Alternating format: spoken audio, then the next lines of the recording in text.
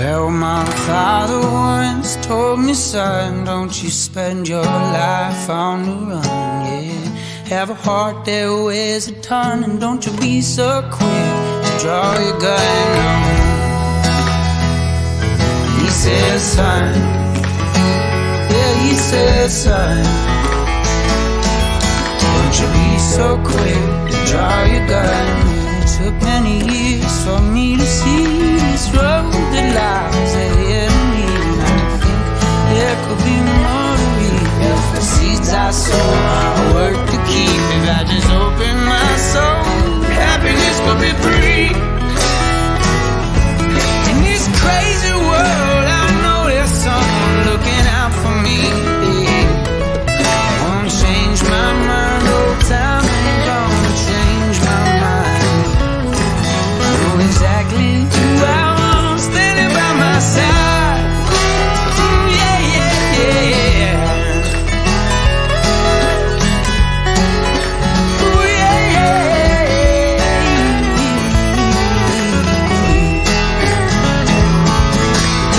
God, I need you so. All the things you've been teaching, never giving me hope. Been a long time coming, baby. Now I know I give my word to you that I owe. Darling, how can I explain the reasons I've been living this way? Well, I swear to you that I can change you. I'd sell my soul away. I just open my soul.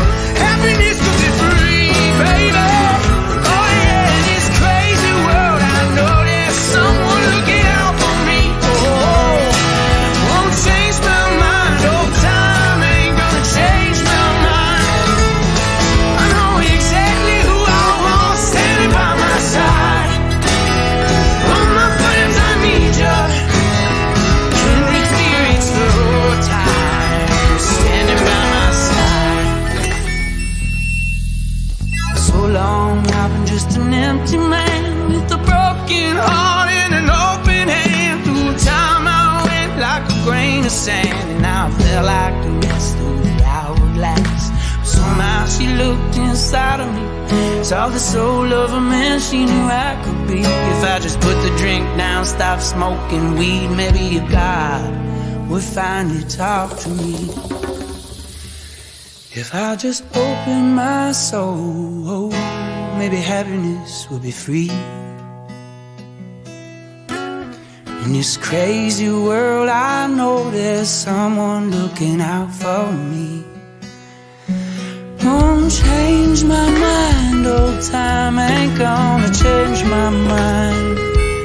Nah, I know exactly who I want standing by my side. Oh, my friends, I need you. Kindred spirits of old time standing by my side. Oh, my father once, he told me, son, don't you spend your life on the run. Oh, have a heart that weighs a ton, and don't you be so quick to draw your gun. Oh,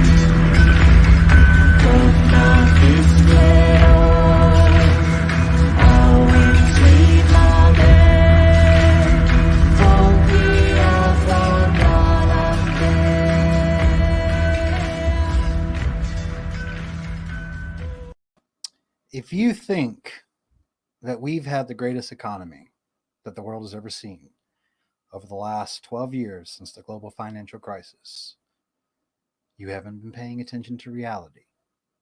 If you think the stimulus check that was sent out did any bit of good for anybody, you have another thing coming. Tonight, we're going to discuss the disconnect between the stock market and what people perceive the economy to be versus what it actually is. Stick around.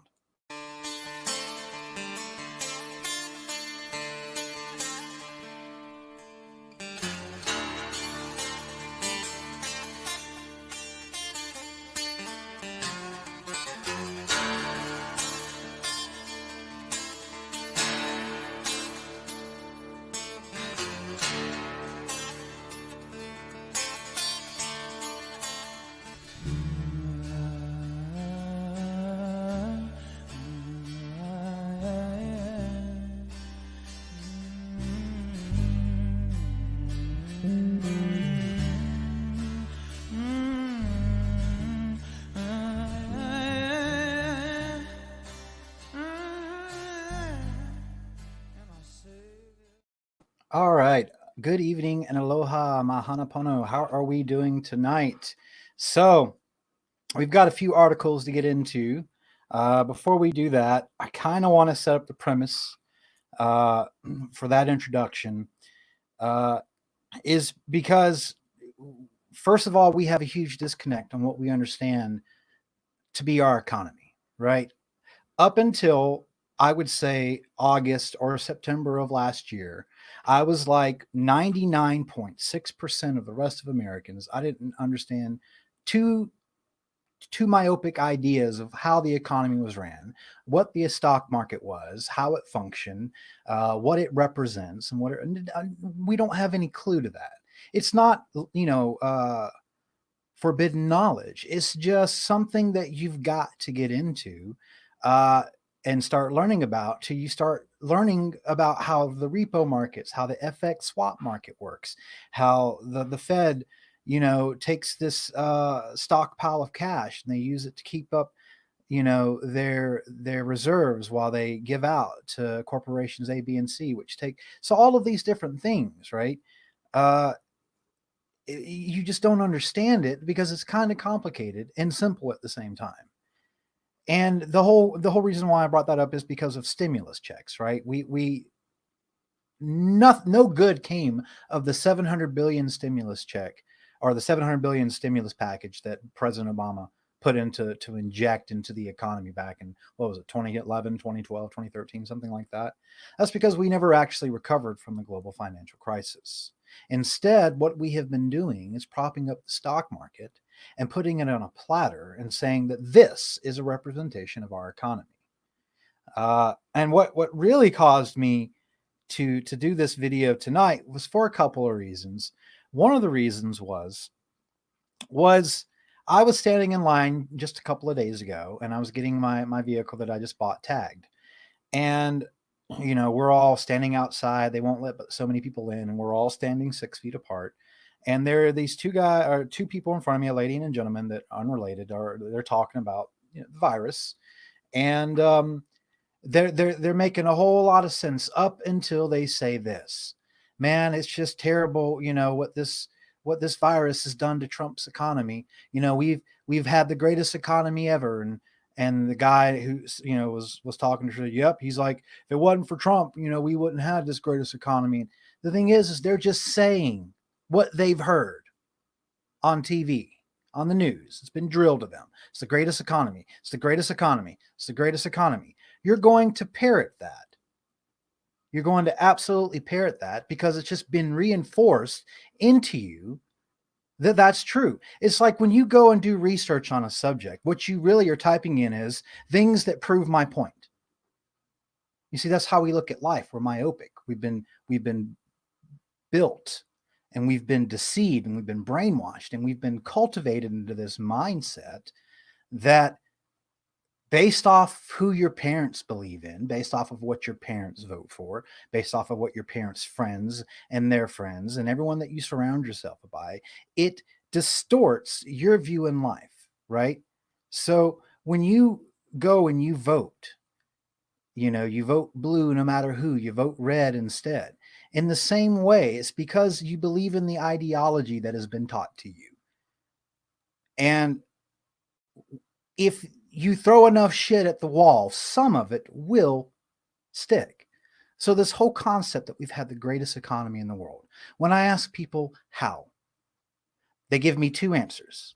The stock market. Well, look at the stock market. Look, it's the highest it's ever been. Okay. Well, how does the stock market work? Who runs the stock market? Who benefits from those stocks going higher? Well, they can't answer that. They don't know. They're just parroting what they've heard.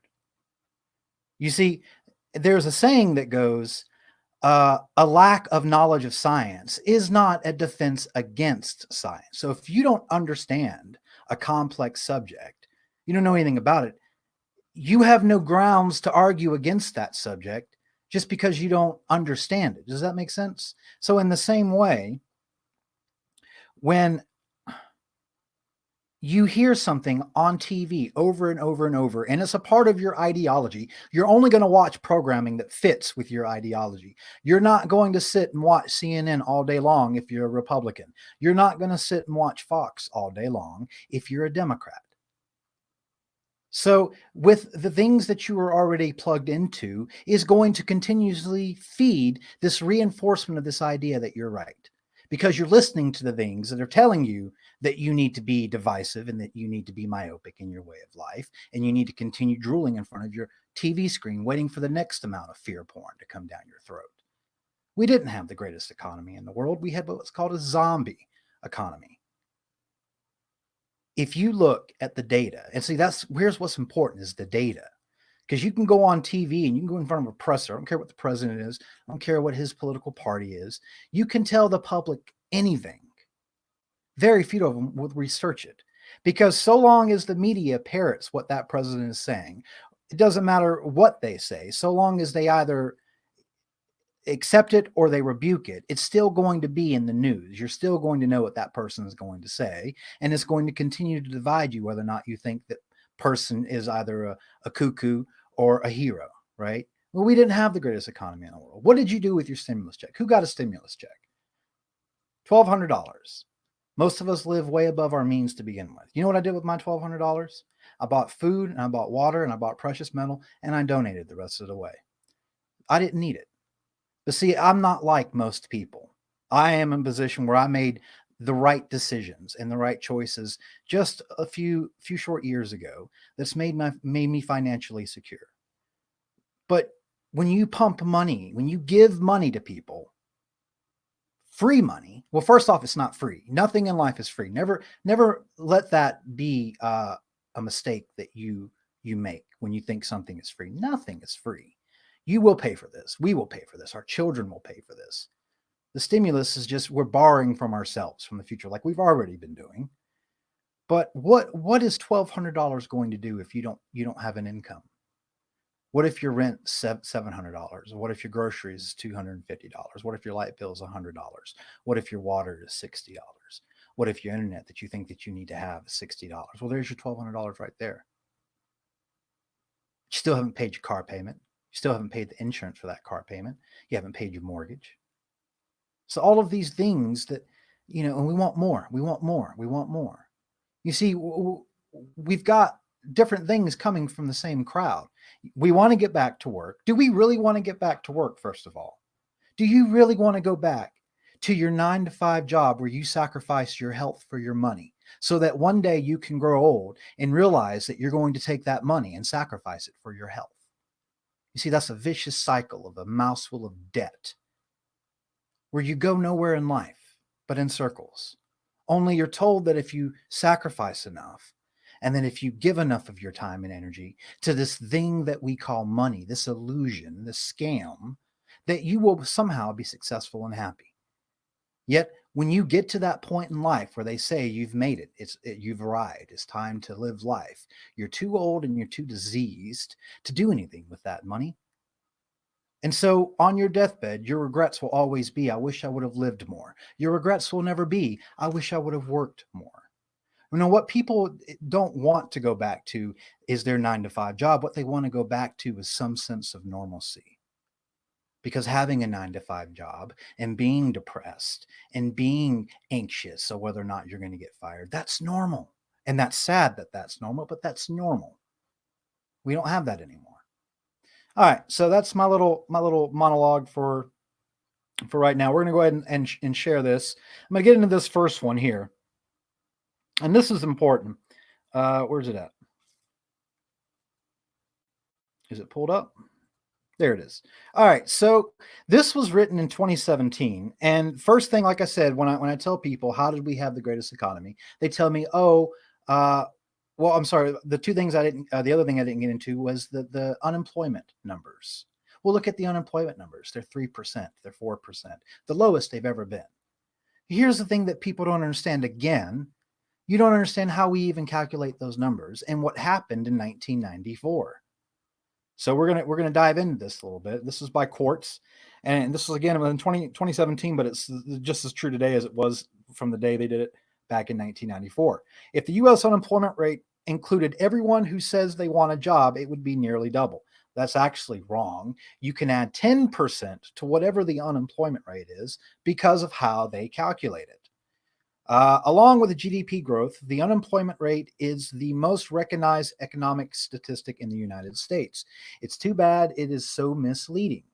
So the unemployment rate declined to 4.6% in November. This is again back in 2017, are the very first words of the Bureau of Labor Statistics. Now let's memorize the Bureau of Labor Statistics. We're going to call them BLS, Bullshit Liars Anonymous.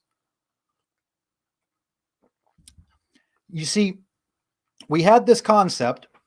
We would measure unemployment based off of people being out of the job, how long they were out of the job, how often they filed for a job. And see, ever since the 1960s, our unemployment rate started ticking up and up and up and up and up. Sorry, 1970s.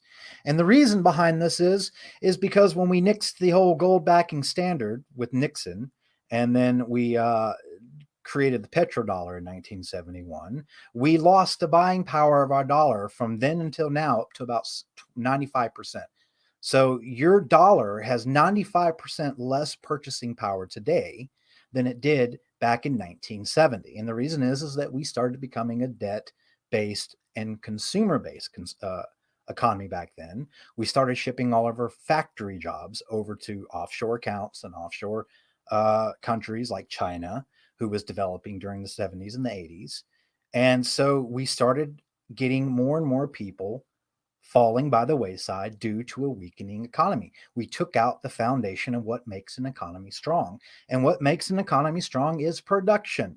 If you don't produce, you consume. And we're 70% consumption based. Do the math.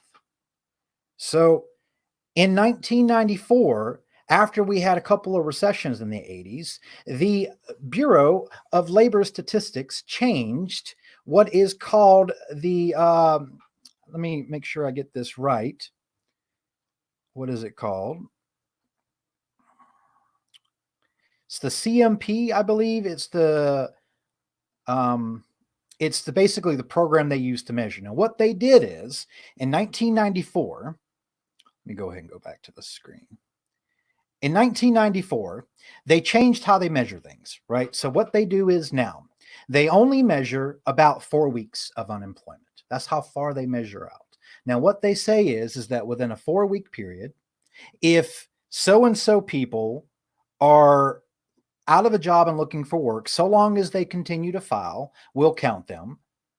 But if they don't file for unemployment or they can't file for unemployment after 3 or 4 weeks, they're no longer counted.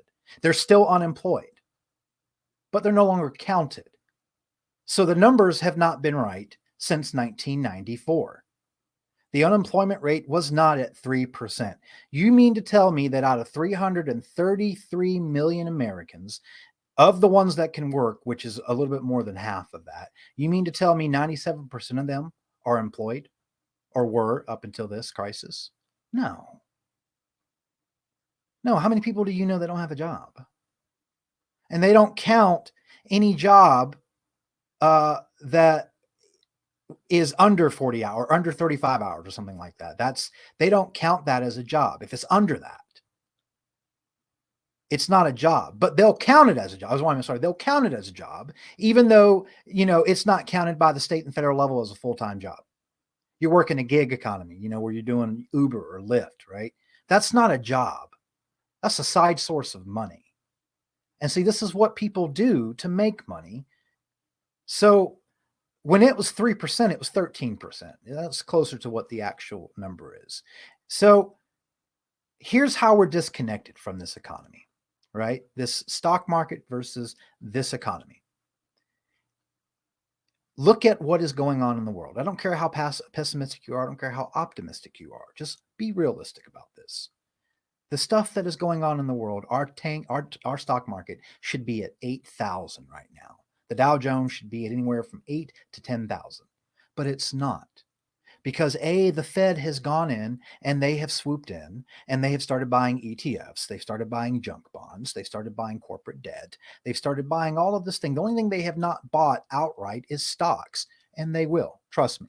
They're going to have to come in and save this bull trap of a stock market, because this is the way it always goes. When you have an economic crisis and you have a collapse of the financial system, you have waves and troughs. It'll go down, then it'll come up a little bit, and it'll be what's called a bull trap. People will get into the idea that the worst is over, and then it shoots back down, and all these poor fools who invested during this short break, which is what we're in right now, will lose their money, will lose their livelihoods, because they're hoping, they're betting, they're putting everything they got into the stock market. Not everybody, but some of these people are. So the way that the Bureau of Labor Statistics reports the unemployment is completely misconstrued and misleading. Shadowstats.com is one of the best places to go for that. So we didn't have a low unemployment rate, and the stock market is not the economy. Let me show you this. We're going to go to this now. All right. So look at this here. This is from investing.com. Now, the report came out today. We lost another 3.19 million people filed for unemployment. That brings the official total to 33 million.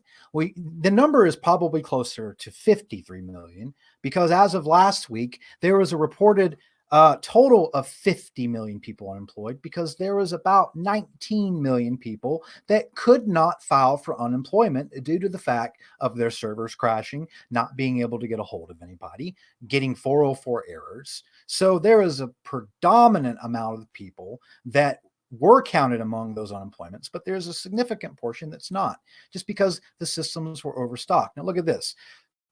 This was today, or this was actually yesterday. Wall Street opens higher as initial jobless claims slow further. So this is the way that the stocks look at it. They look at it as not, oh man, we've got 33 million plus people out of work.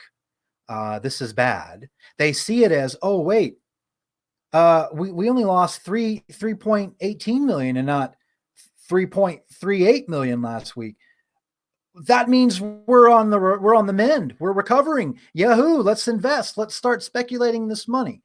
Do you know what runs and operates and fuels the stock market? It's three things. It's speculation, it's greed, and it's fear.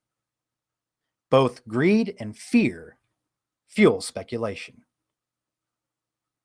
When we get particularly greedy, we start buying. When we get particularly fearful, we start selling. But we're so disconnected from these idiots on Wall Street. And make no mistake, this bailout, this CARES Act bailout, was the greatest transfer of wealth in human history. We did nothing but make these assholes richer, while you're protesting to open up the economy so you can go back to your 9-to-5 job. You just gave them your future. It only cost them $1,200 per person. That's a pretty good deal, if you ask me. Let's get into this. So, U.S. stock markets opened smartly higher on Thursday as the number of people filing initial claims for jobless benefits slowed for the fifth straight week. Well, yeah, it's not, the thing is, it's going to slow, but it's going to plateau.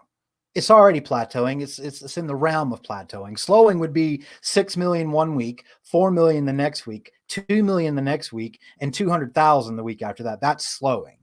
This is plateauing. You're just going to have more and more people every week that are able to get that unemployment. Get it? As more businesses close, as we have the second wave of this economic downturn about to hit, make no mistake, we are in a depression right now. We just don't know it yet. It's like this. Imagine being on an island and you see a nuclear blast go off. Well, you've seen it. Now you're waiting for the blast to hit you. So you can't see that blast. You'll only be able to feel it and hear it shortly before it hits you. When it hits you, that's it. So we've seen the blast, the implosion of this economy. We've seen it, all of us. And then you've always got those very few that up until the last moment says, well, I see the blast, but I don't see a wave. There's no wind coming. It's all a hoax. And then they get blown out of their shoes. It's always going to happen. Going to have naysayers right up until they get hit by that wave. And look, our economy, make no mistake, has imploded. The wave is coming. Just take some time. So initial claims fell to, and I love how they quote unquote only 3.17 million. So that's the thing. It's only 3.17 million. That's the way they see it, because they don't care about you. They don't care about the families you have to feed. They don't care about the friends that you're worried about because they may not be able to feed their family. What they care about is whether or not you buy shares of Amazon, whether or not you download the Robinhood app and invest some of your fiat currency into this scam we call the stock market. So here's the next one. And this is today. So the Dow shrugs off worst ever jobs report ever, worse than the Great Depression. We're there. We're past it. The Great Depression is no longer the Great Depression. The Great Depression is called the Little Depression now. We're greater. We are now greater than the Great Depression. So as experts, now who are these experts that talk up the comeback? Who are these people? What are their names? They're CEOs of banks like JP Morgan and Chase, Goldman and Sachs. These rich cats that are in bed with Washington are guaranteed bailouts and guaranteed not to fail. These are the experts that are talking about this comeback. And this is nothing more than a spider web that has been spent to wool over the eyes of the common American to keep them from realizing they're a frog in a pot of boiling water. That's all this is. It's optics. So Wall Street surged on Friday, shrugging off the worst monthly U.S. jobs report in history, as many of the lifting restrictions will kickstart labor market activity while rising oil prices continue to underpin energy stocks. It sounds great. What were we up today in stocks? Let's see. We're on investing.com. So where did we end up today? Let's look.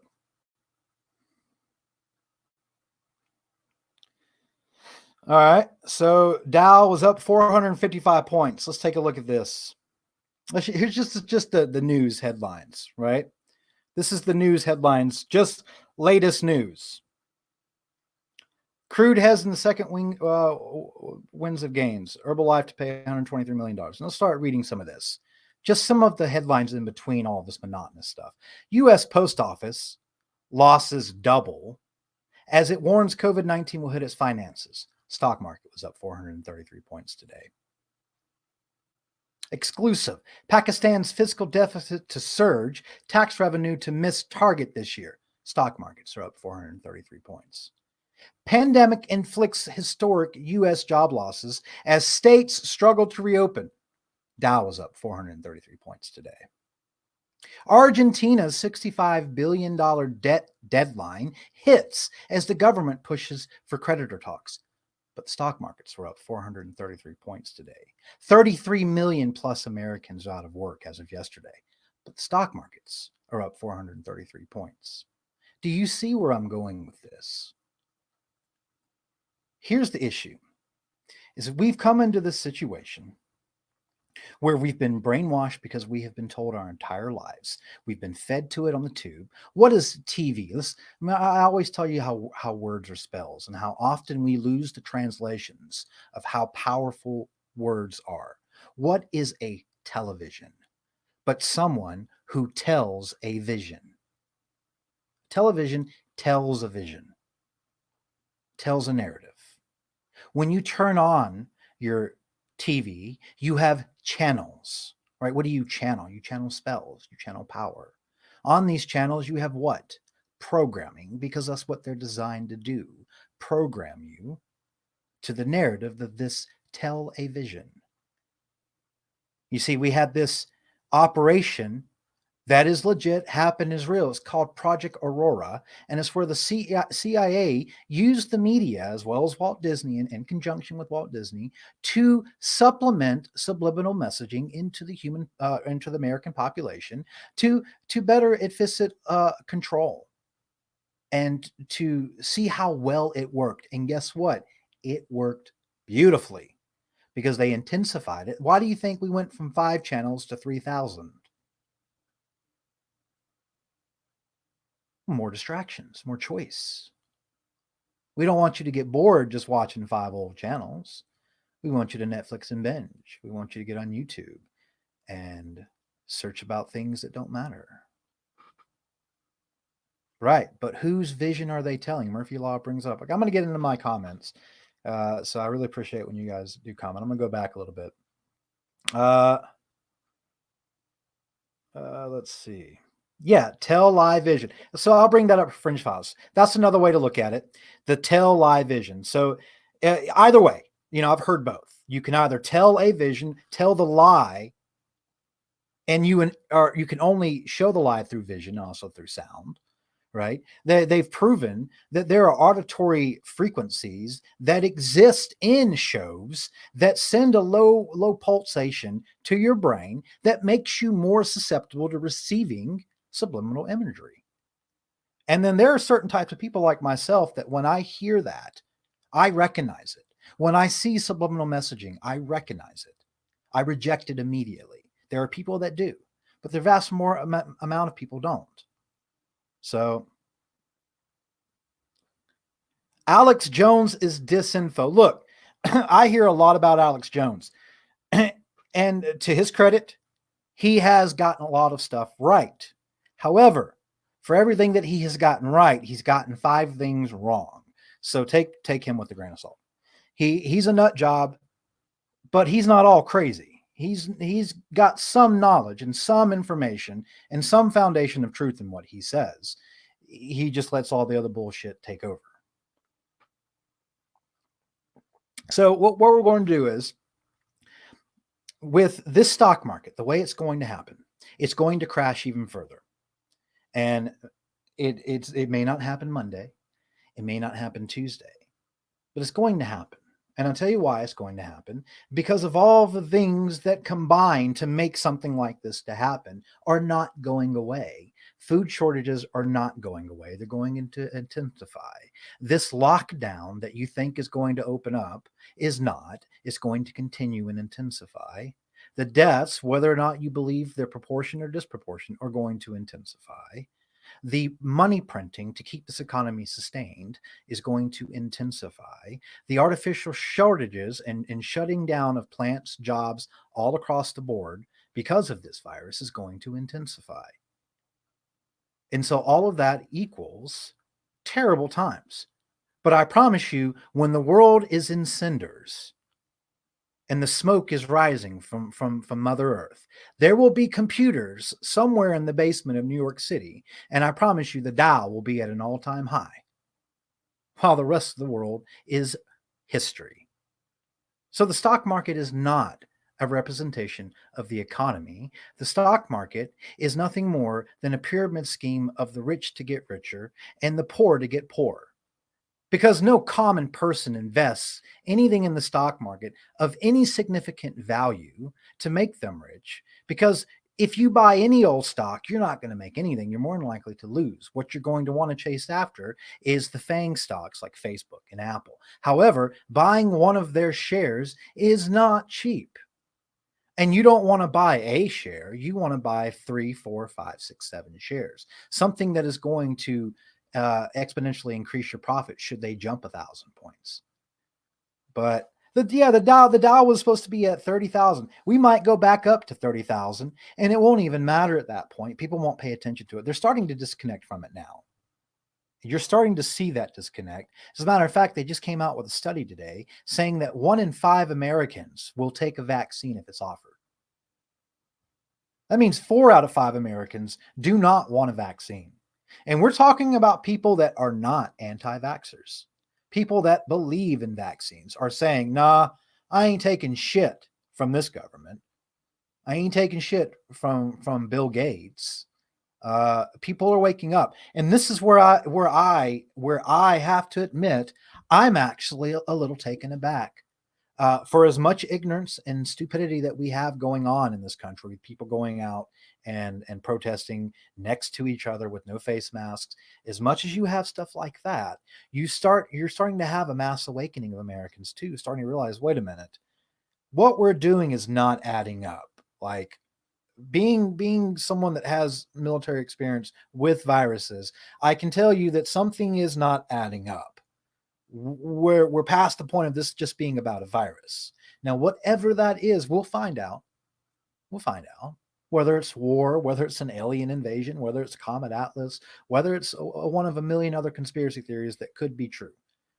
What matters is that whatever comes, we aren't prepared for it. We've never seen anything like it.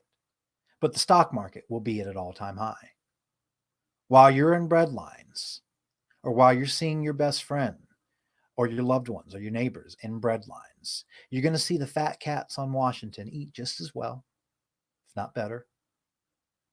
One of two things is going to happen. The whole system is going to come down, or eventually the little man is going to get tired. And just like back in the early 1900s and the late 1800s in New York City, where they had riots, where these gangs ripped out aristocrats from their houses and beat them, killed a lot of them, and took their shit. That will happen again. But the stock market will be at an all-time high. All right, so Tim says it would be a miracle cure. They all make everyone want extend lifespan and never get sick BS. Yeah, well, good luck with that. No human being would actually want that to never grow old. You know, I spent years thinking to myself, okay, I would want to be immortal. You know, I would. Why not? Get to see everything, right? Until all your loved ones start passing away, or you get to a point where everybody lives forever. Life would become monotonous, because life can only be defined by this fear of the thing we call death. In life, we know death, and in death, we know life. If you take one of those away, life ceases to become life. If you took away death from life, what is life?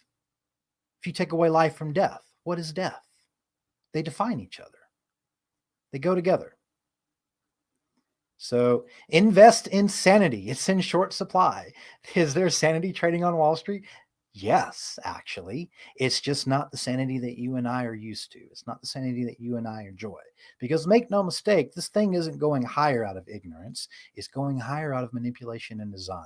So it's sane for the people that are manipulating it, because those are the ones that are benefiting from it. Yeah, but see, and so that's what I teach in my personal brand of philosophy, is that human beings are addicted to this thing called on and off, on and off, on and off. We love it. The surprise hide and seek life game. You see, we secretly love the surprise of what happens next in life, because if we knew the journey that we would take in life, if we knew every step, we knew every hill, every battle, we wouldn't take it. Because knowing something is the same as experiencing something. And if you know how it's going to happen, then you might as well just said that it's already happened, and you wouldn't take it.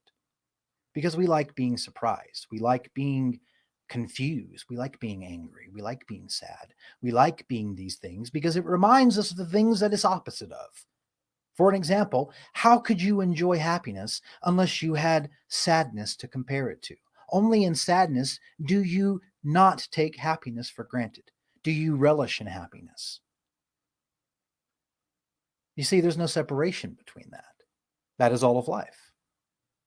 So make no mistake, under this current, the way that we have designed our foundation of America, of Babylon, of Rome, we have a foundational formula of society as exists in its current form that started with the Sumerians back in, I don't know, 37, 38, 4000 BC.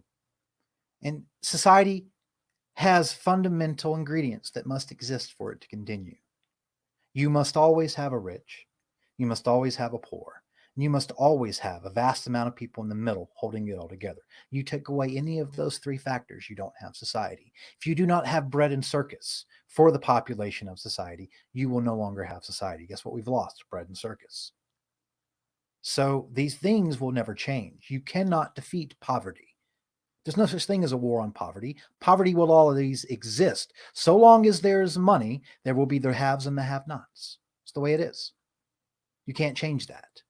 You can't change this government using the tools of the government. We can't vote change into this country using the tools to vote because the tools in themselves are corrupt. You have to change the whole thing. Only that's a hell of a lot easier than it sounds. And it ain't got nothing to do with the stock economy or stock market. So, all right, well, that's my deal for tonight. I'm going to go ahead and cut it short tonight because look at this big monster. Look at that. This is my cigarette. I normally roll them about the same size as a normal cigarette.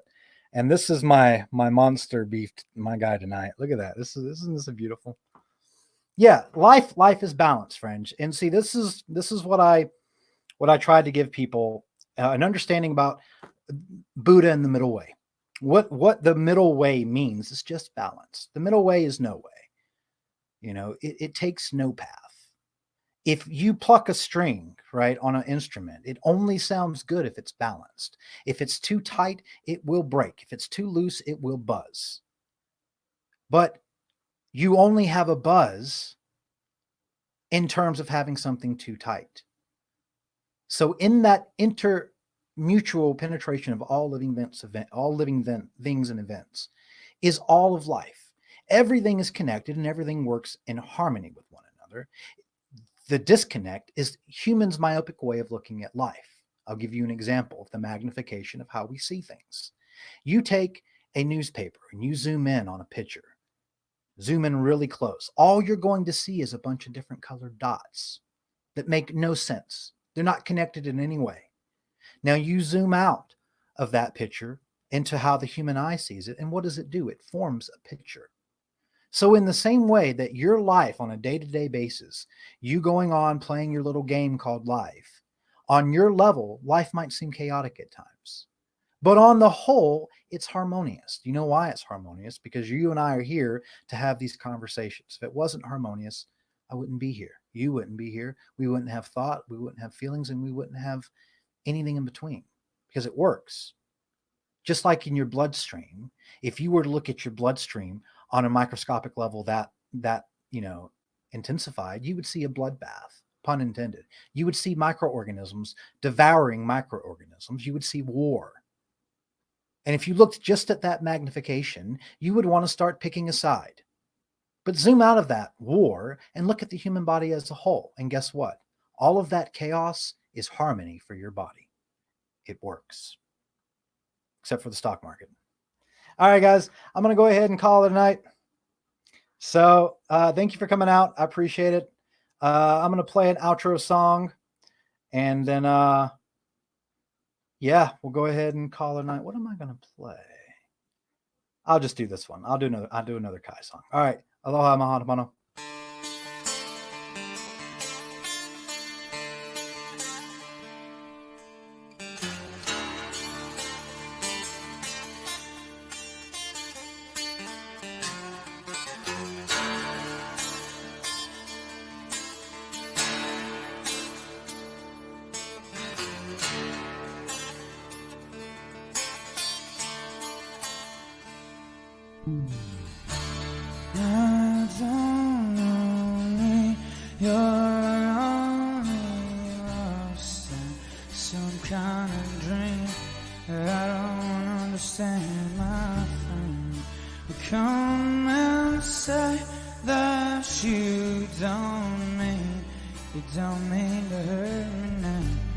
My heart's broken on the ground. And where do you go on to explain what you meant by the name when you called it out to me?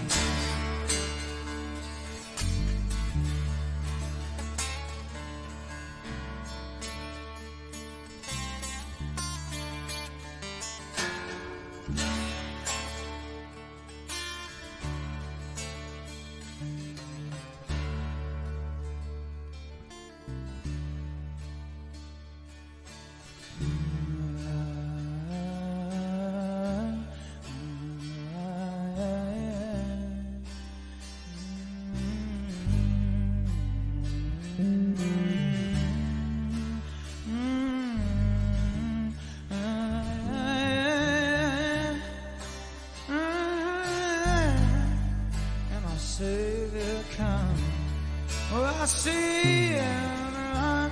Or do I see you run? Are my enemies under me? Are my enemies under the sun? Oh, what was I to say? Where was I to be? At the time you fell, my friend, it's heaven or hell. Wasn't much I could do. You see, if I could go back again, Lord knows I'd see it through. But there I stand alone with empty hands. What do you want? Oh, what do you want me to say? What do you want me to say?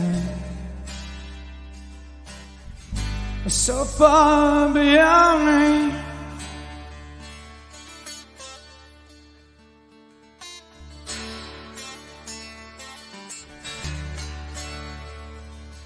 Somehow I've been crazy, wandering alone. What do you wanna do now? Where do you wanna go? I had to use my mind for kindling in the fire. Lord knows I would froze to death that weary night.